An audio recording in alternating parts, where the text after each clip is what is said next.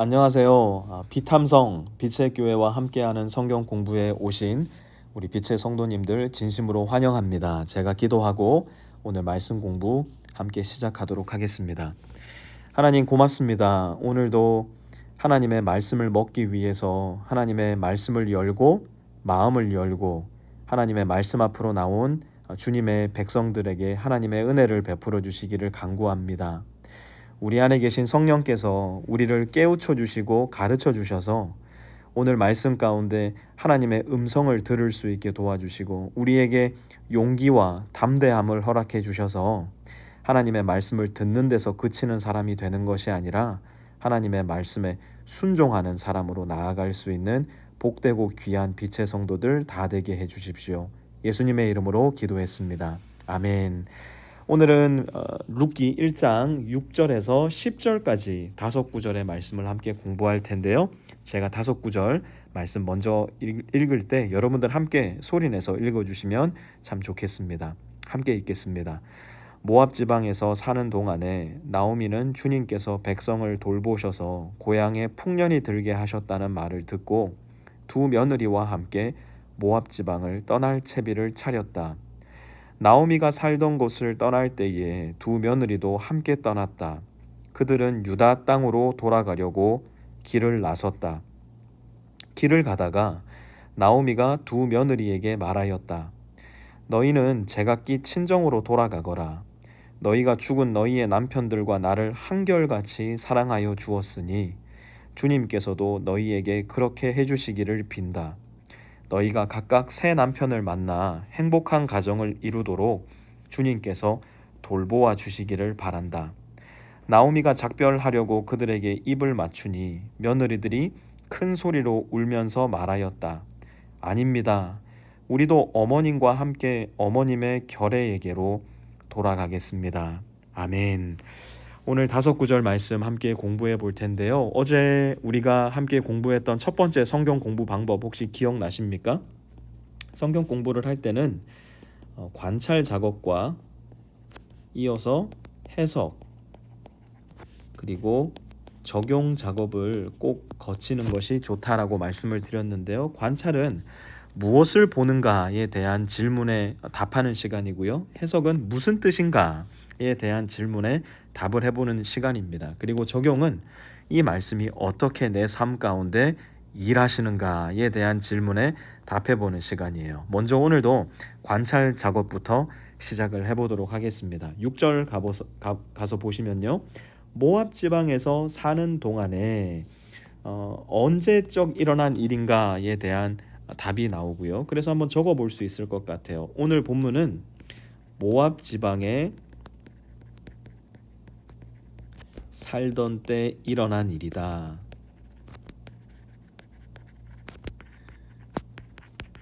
여러분들도 어제 말씀드린 대로 여러분의 말씀 노트를 하나 구하셔서 이렇게 한 절 한 절 말씀을 읽으시면서 나의 관찰 목록을 작성해 보시는 것이 성경 공부를 하는데 굉장히 큰 도움이 되실 거예요.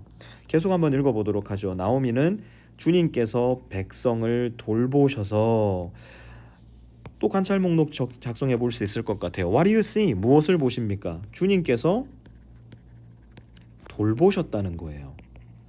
그런데 누구를 돌보셨다는 거죠? 당연히 유대인들을 돌보셨다는 이야기입니다. 그런데 어제 말씀 속에서 여러분 기억나세요? 사사시대의 특징이 뭐라 그랬죠? 어저께 일어났었던 일의 배경이 사사시대라고 했는데 그때에 왕이 없으므로 그들이 소견에 옳은 대로 행했던 시대가 사사시대예요. 그러니 하나님이 지금 없는 거예요. 하나님이 안 계시는 삶을 사는 그들인데도 불구하고 하나님께서 어떻게 하셨다고요? 그들의 백성을 돌보신 거예요. 여기에서 우리가 해석으로 가볼 수 있을 거예요. 너무 급하게 해석 작업을 진행하는 것은 옳지가 않지만 하나님은 불순종하는 그때에도 그분의 사랑 때문에 그분의 백성들을 돌보시는 분이라는 거, 우리가 자연스럽게 관찰 속에서 해석까지 나아갈 수 있을 거라는 것이죠. 주님께서 돌보시니 무슨 일이 일어났대요? 풍년이 들게 하셨대요. 풍년이 들었다. 또 한번 기록해 볼 수 있을 것 같아요. 자, 지금 나오미와 두 며느리의 상황은 어떤 상황입니까? 어제 본문에서 볼 수 있듯이 남편과 두 아들이 전부 다 죽어버렸어요. 지금 더 이상 나오미와 두 며느리는 이 모압 지방에서 소망이 없는 상태예요. 그러다 보니 7절에서 어떤 일을 하게 되느냐, 나오미는 그곳을 떠나게 됩니다. 그리고 그들은 유다 땅으로 돌아가려고 길을 나섰어요. 2절에 대한 관찰 목록을 작성을 해본다면 길을 떠났고요. 어디로 떠났는가 봤더니 유다 땅으로 돌아갔어요. 여러분, 우리도 가끔씩 돌아가야 할 때가 있지 않습니까? 하나님을 멀리 떠나서 그야말로 이방 땅에서 사는 듯한 느낌이 들 때, 외롭고 아프고 쓸쓸하고 고통 가운데 있을 때, 어쩌면 우리는 나오미가 7절에서 했던 그 결심을 해야 될지도 모르겠어요. 모압이라는 이름도 굉장히 재밌습니다. 모압이라는 이름을 풀어서 보면요, 모는 누구냐라는 뜻을 가지고 있고요, 압은 아합라는 말로 아버지라는 뜻이에요. 그러니 이 두 개를 합치면 뭐가 됩니까?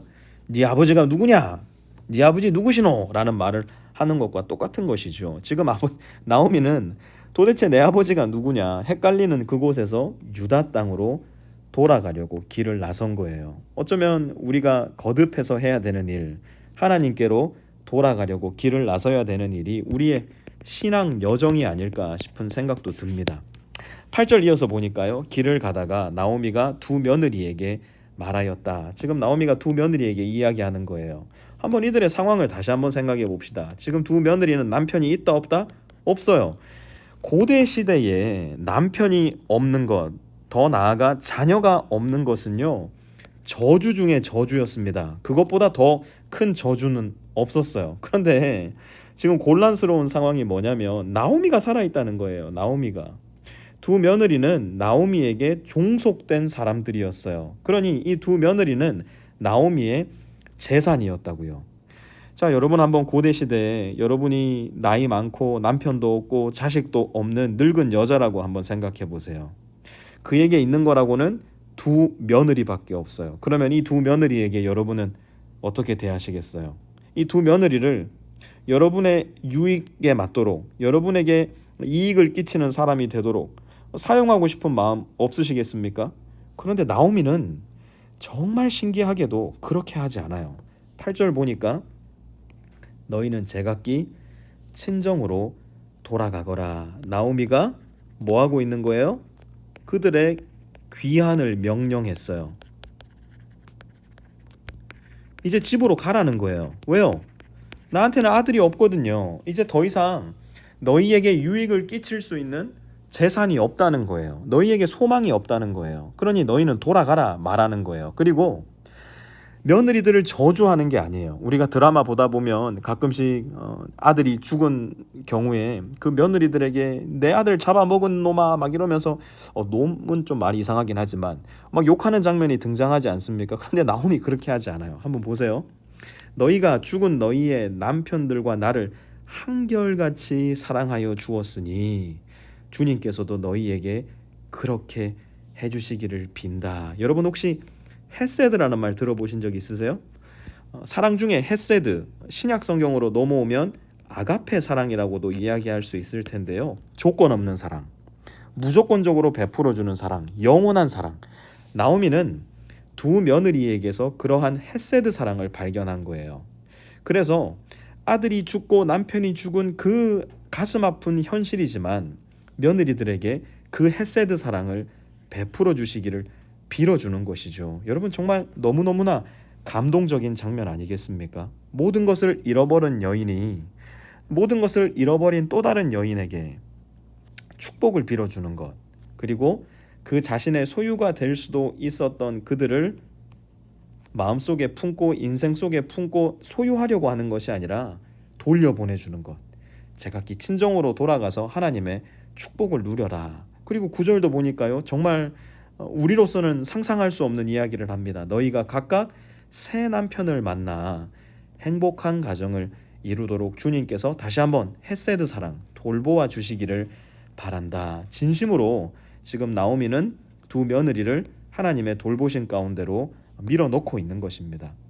나오미가 작별하려고 그들에게 입을 맞추니 며느리들이 큰 소리로 울면서 말하였다. 여러분, 지금 나오미는요, 그러는 척하고 있는 것이 아니에요. 며느리들이 어떻게 반응하나 한번 떠보는 것도 아니에요. 정말 너희는 돌아가라. 너희의 행복을 하나님께서 되찾아 주시기를 바란다. 입을 맞추면서 기도로 그들의 삶을 축복해 주었던 거예요. 10절에 그러니까 며느리들이 이렇게 말합니다. 아닙니다.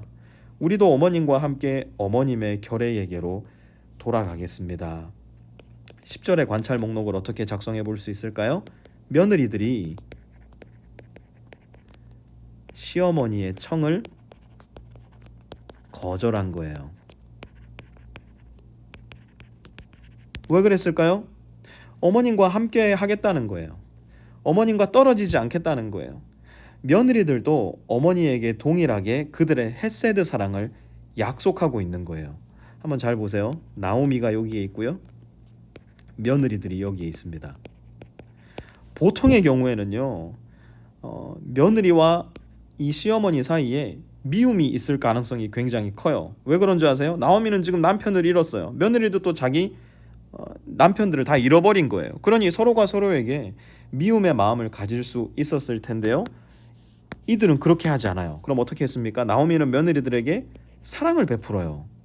마찬가지로 며느리들도 나오미에게 사랑으로 돌려줍니다.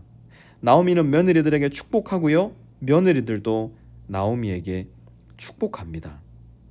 저는 우리 삶에서 나오미와 며느리들이 서로에게 베풀어 주었던 이러한 사랑을 좀 배울 수 있었으면 좋겠어요.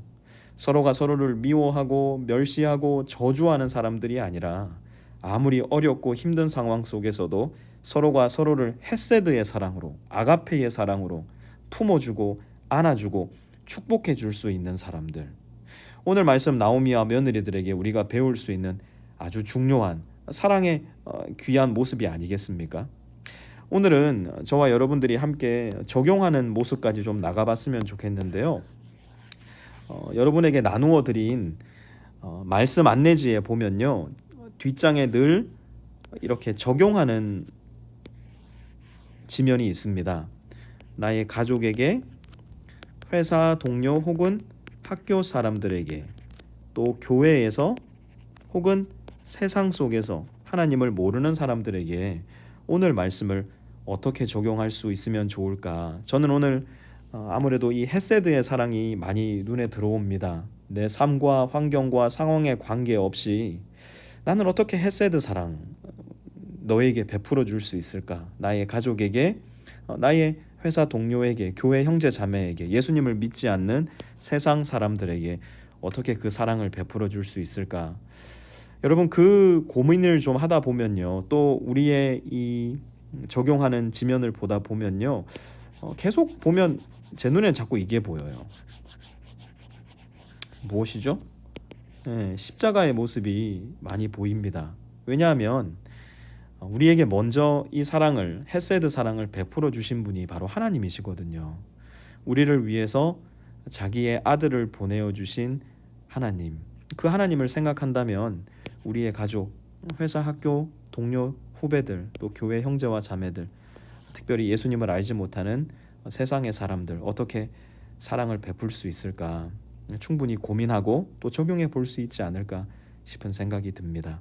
여러분들 삶 속에 오늘 이 헤세드 사랑이 넘치시기를 주님의 이름으로 부탁을 드립니다. 제가 기도하고 오늘 성경 공부 마치도록 할게요. 하나님, 오늘 말씀 속에서 어둠 가운데 있지만 여전히 서로에게 하나님의 헤세드 사랑을 베푸는 나오미와 두 며느리를 만나게 됩니다.